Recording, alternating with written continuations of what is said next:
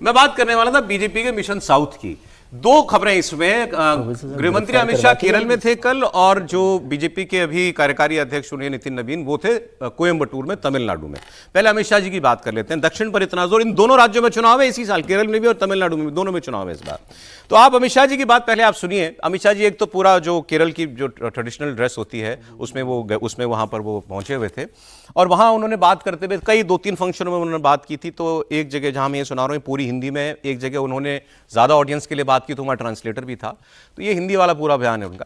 इसमें उन्होंने कहा कि मैं कह रहा हूं कि अगला मुख्यमंत्री बीजेपी का होगा केरल में। आप पूछेंगे कैसे, और आपका सवाल बिल्कुल जायज है। ये भी उन्होंने कहा कि कैसे बन जाएगा मुख्य हमारा। तो फिर उन्होंने पूरा डेटा निकाला। उससे पहले उन्होंने बात कही, उन्होंने कहा मैं 15 साल की उम्र से इलेक्टोरल पॉलिटिक्स और डेटा को स्टडी करने की मेरी आदत है, शौक था 15 साल की एज से। तो मैं अब जो आपके सामने डेटा रख रहा हूं, आप मुझे वो देख के बताइए कि क्या ये हो सकता है कि नहीं हो सकता। समीर जी उसमें और डेटा निकाल के दे देंगे। फिर उन्होंने जो लास्ट इलेक्शन का डेटा दिया उसमें कहा इसमें बीजेपी को मिले थे 20% वोट, केरल का जो भी 2024 का लास्ट इलेक्शन था। और फिर उन्होंने कहा कोई भी पार्टी अगर 20% के वोट तक पहुंच जाए तो फिर उसे 40% तक जाने में 5 साल नहीं लगते।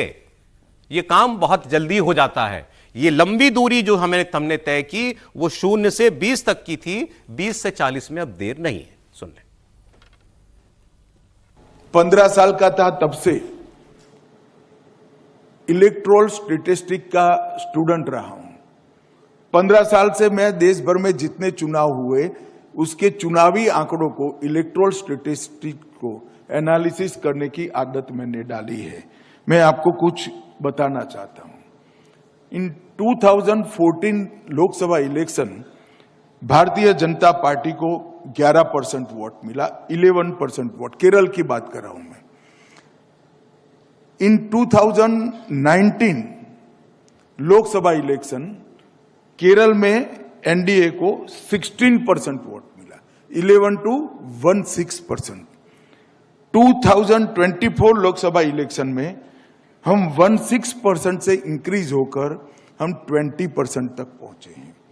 और देश भर की डेमोक्रेटिक पॉलिटिक्स का हिस्ट्री होता है 20% का थ्रेश पार कर लेता है, 20% का लेवल पार कर लेता है, उसको 40% तक पहुंचने में 5 साल नहीं लगते हैं।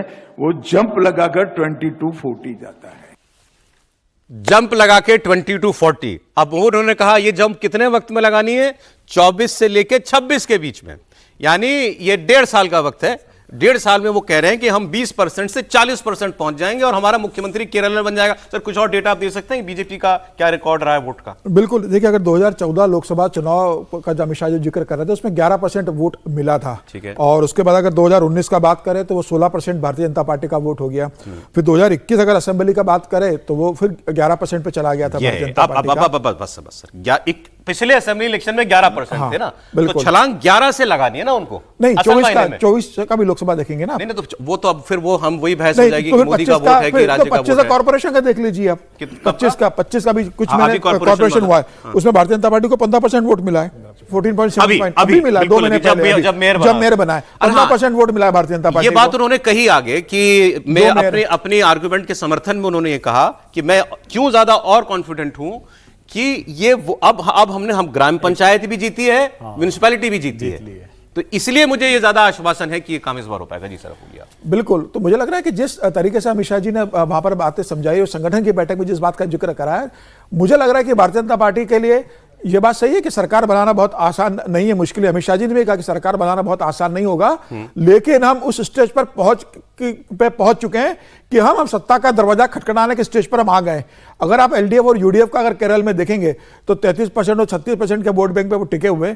उस स्थिति में अगर भारतीय जनता पार्टी 20% के लोकसभा में टिकी हुई है और कॉर्पोरेशन के इलेक्शन में 15% पे भारतीय जनता पार्टी चली गई है, तो काम हो सकता है इस बार। तो निश्चित रूप से भारतीय जनता पार्टी 7% का टारगेट बढ़ा रही है। 22-23 पे अगर आ जाती है तो भारतीय जनता पार्टी वहां विपक्ष की सबसे बड़ी पार्टी बनने की स्थिति में पहुंच गई है।